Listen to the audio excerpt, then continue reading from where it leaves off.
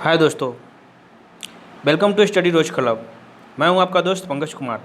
दोस्तों, आज हम लोग पृथ्वी की अक्षांश रेखाएं के बारे में, जो पृथ्वी पर अक्षांश रेखाएं खींची गई है उसके बारे में हम लोग देखेंगे। तो वीडियो स्टार्ट करने से पहले दोस्तों, अगर वीडियो अच्छा लगे तो लाइक एंड सब्सक्राइब जरूर कीजिएगा और अपना सुझाव भी कमेंट्स में जरूर बताइएगा। तो चलिए वीडियो स्टार्ट करते हैं। ये दोस्तों हमारा जो है पृथ्वी पर जो काल्पनिक अक्षांश रेखाएं खींची गई है, ये है ना, ग्लोब है। चलिए ग्लोब के माध्यम से हम लोग देखेंगे कि पृथ्वी पर अक्षांश रेखाएं खींची गई है।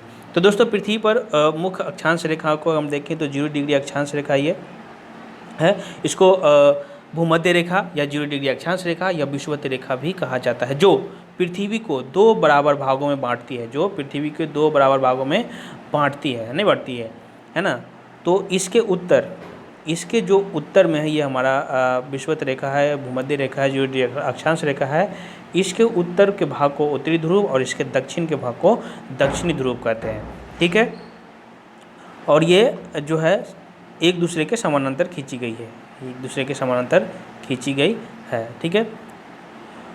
इस पर जो भूमध्य रेखा से ऊपर की ओर यानी उत्तर की ओर 90 है ना, 1 डिग्री 2 डिग्री 3 डिग्री 4 डिग्री कर करके कितना है तो 90 डिग्री तक पहुंच जाता है। और कुल मिला करके कितना खींचा गया है तो 90 अक्षांश रेखा ऊपर में, और वैसा ही 1 डिग्री 2 डिग्री 3 डिग्री करते हुए 90 डिग्री तक दक्षिण में भी खींचा गया है। तो कुल मिलाकर दोस्तों 90 इधर और 90 इधर कितना हो गया तो 180,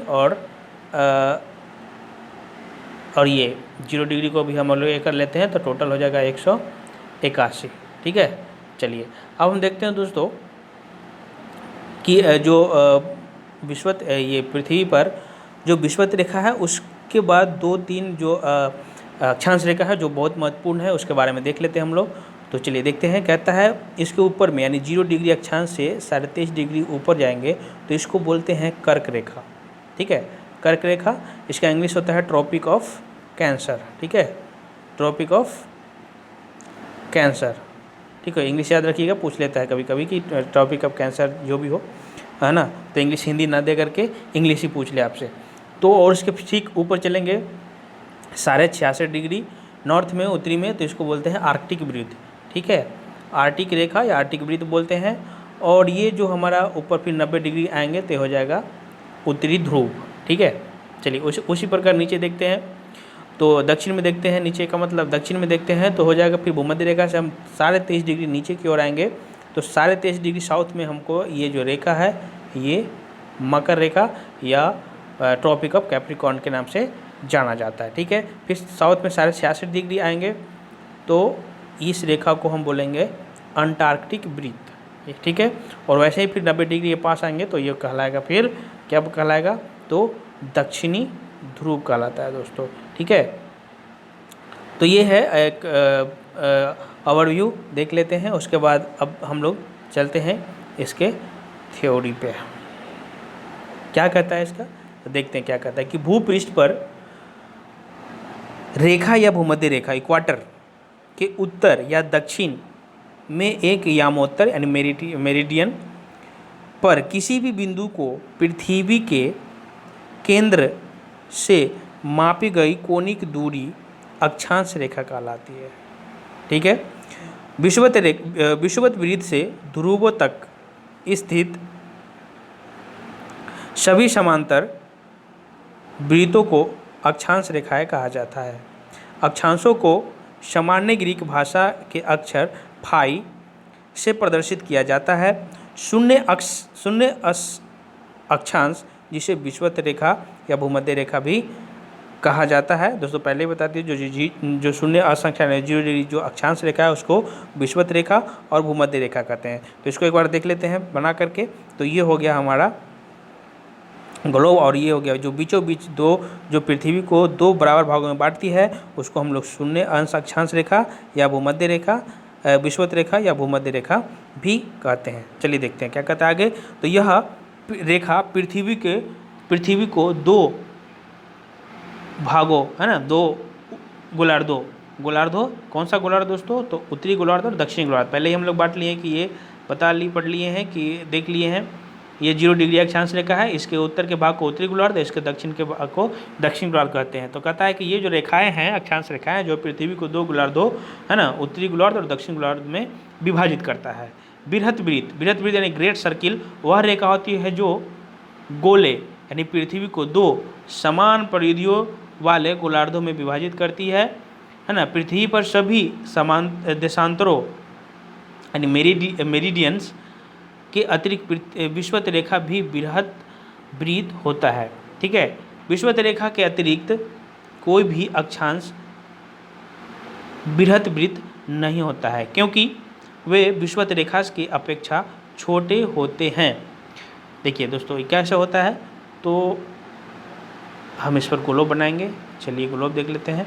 और ये हमारा हो गया विषुवत रेखा, 0 डिग्री अक्षांश रेखा, विषुवत रेखा या भूमध्य रेखा। ठीक है, यानी 2 भूमि के मध्य की रेखा को भूमध्य रेखा बोलते हैं। ठीक है, चलिए अब कहता है कि दोस्तों कि ये अगर यहाँ ऐसे जितना ऊपर बढ़ते जाएंगे, नीचे बढ़ते जाएंगे, तो इसके अपेक्षा, ठीक है, इसके अपेक्षा जितना भी इधर का वृत्त होगा वो क्या होता जाएगा, छोटा होता जाएगा। ठीक है, फिर इधर का भी छोटा होता जाएगा। यानी सबसे बड़ा वृत्त जो होगा ये कौन सा होगा, तो बीच वाला होगा, यानी 0 डिग्री अक्षांश रेखा होगा।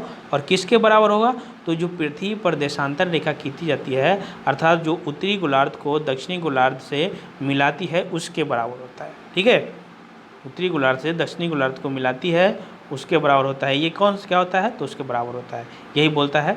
ठीक है, बाकी जितना भी अक्षांश रेखा है सब छोटे होते हैं। ठीक है, 90 डिग्री उत्तरी अक्षांश को उत्तरी ध्रुव तथा दक्षिणी अक्षांश को दक्षिण ध्रुव कहते हैं, जो केंद्र बिंदु होते हैं।